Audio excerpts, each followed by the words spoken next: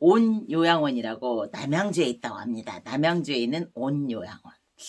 글쎄요, 이 요양원의 어르신들을 맡긴 그 보호자들은 대통령 영부인 가족들이 운영하는 요양원이니까 자랑스러웠을까요? 그러나 적어도 믿고 맡겼겠다라는 생각이 들어요. 왜냐면 대통령 영부인의 가족이 운영한다는데 에이 뭐 그까짓 거 몇 푼이나 된다고 어르신들한테 삥 뜯겠어. 대통령 영부인의 체면이 있지. 그러니까 우리 부모님을 잘 모셔줄 거야 라는 어떤 적어도 상대방의 양심에 최저선을 믿는 그런 기대치가 있었을 것인데 참 노인 학대 비리 종합 세트더라고요. 여러분 이 죽 보셨죠? 제가 지난번에 말씀드렸잖아요.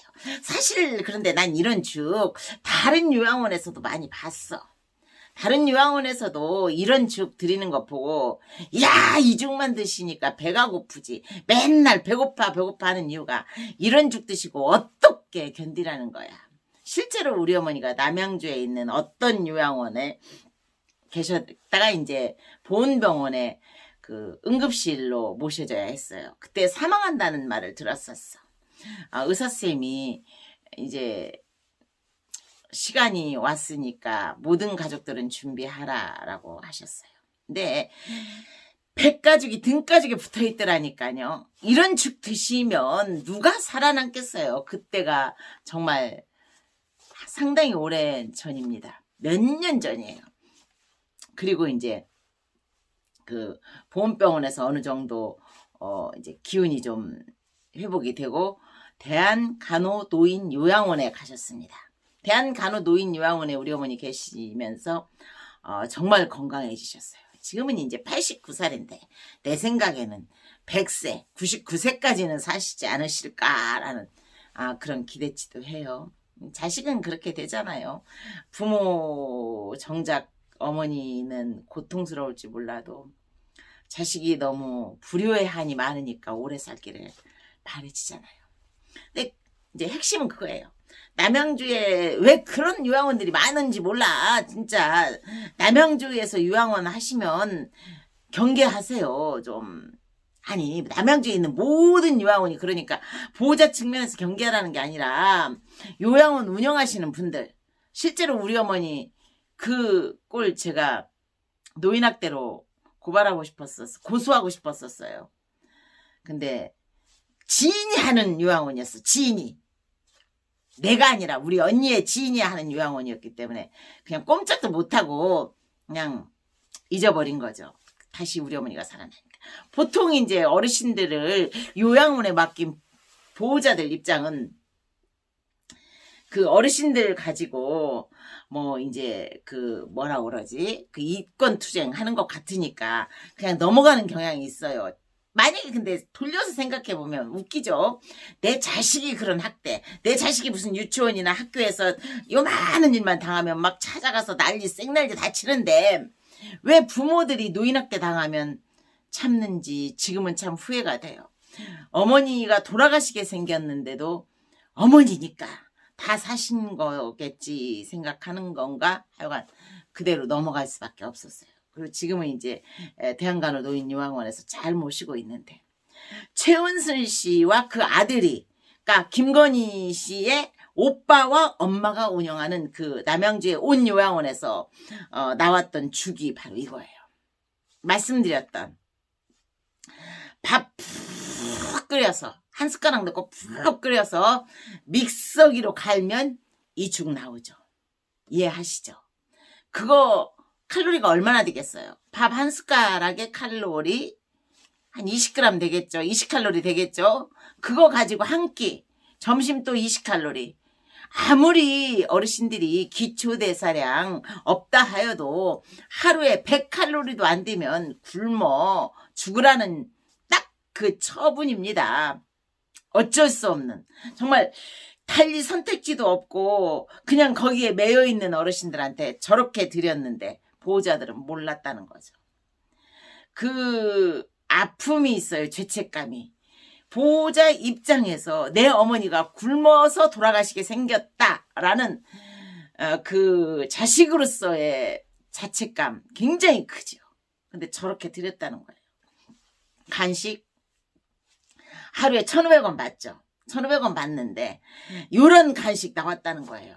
썩은 사과, 썩은 바나나, 여기 갈라서 뭐 다듬어서, 야, 전쟁 때도 저런 과일 자식들에게 안 먹였던 우리 부모들의 마음이 있었잖아요. 그런데 그 부모들에게 자식이 방치하는 순간 온 요양원에서 대통령 가족이라는 저 사람들이 저렇게 돈 받고 어르신들을 모시면서, 참 이걸 어떻게 해야 돼요? 통탄해야 되는 거예요. 사실은 저런 것도 아닙니다. 인간이라고. 인간이면 적어도 인간의 최소한의 도리가 있는 거잖아요. 살아계신 어르신들한테 어떻게 저 썩은 과일에서 도려낸 부분을 드릴 수가 있느냐는 거죠. 게다가 또 묶었다고 합니다. 묶어서 그 기록도 하지 않고 마음대로 묶었다는 거 아니에요. 마음대로. 참 이건 말이 아니죠.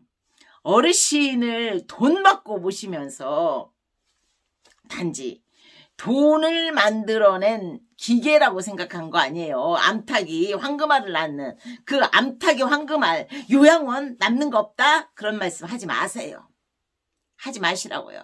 서울에 있는 진각종인 것 같아요. 불교 진각종인 것 같아요. 아마 진각노인요양원이라고 하월곡동에 진각종이라고 있는데 거기서 운영하는 것 같아요.